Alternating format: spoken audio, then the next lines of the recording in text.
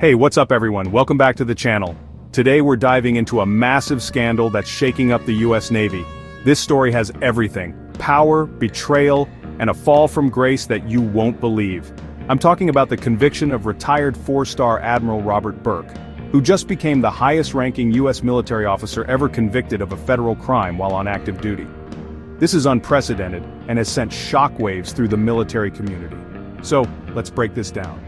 How did a man who once held one of the most prestigious positions in the Navy end up in such a dire situation? Admiral Burke, the Navy's former second-in-command, has been convicted of bribery and conspiracy. These are serious charges that carry heavy penalties. But how did this all go down? What were the events that led to his downfall? Between 2020 and 2022, Burke was overseeing naval operations across Europe, Russia, and Africa.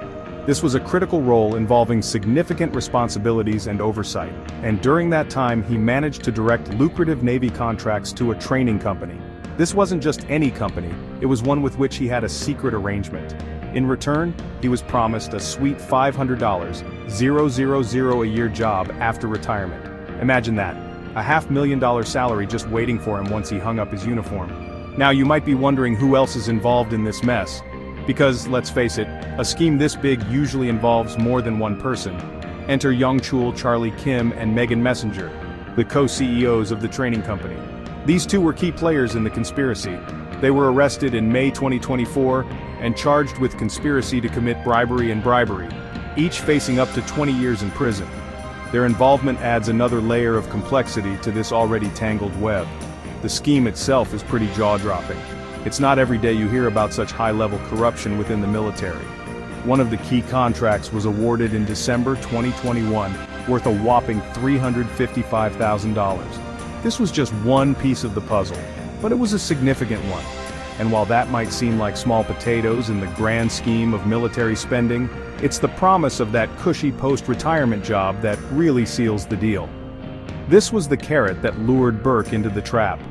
Burke's lawyer, Timothy Parlatore, had a lot to say about the charges. He didn't hold back in his defense of the admiral.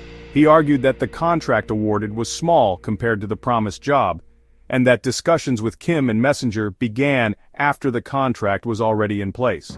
This, he claimed, was a crucial point in Burke's defense.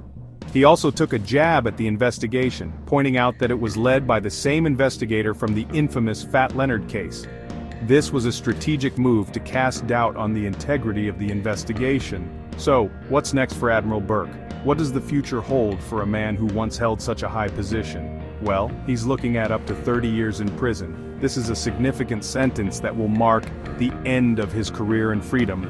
And for Kim and Messenger, their future isn't looking much brighter with potential 20-year sentences each. Their roles in this scandal have also brought them down. This scandal is a huge deal, not just for the Navy but for the entire US military. It has far-reaching implications that could affect trust and morale. It raises serious questions about the ethics and integrity of those in top positions. How could someone so high up fall so far? And as this case unfolds, it's definitely going to be one to watch. The outcomes could set precedents for future cases of military corruption. If you found this video informative, make sure to hit that like button and subscribe for more updates on this and other major news stories. Your support helps us bring you the latest and most important news. Thanks for watching, and I'll see you in the next one. Stay tuned and stay informed.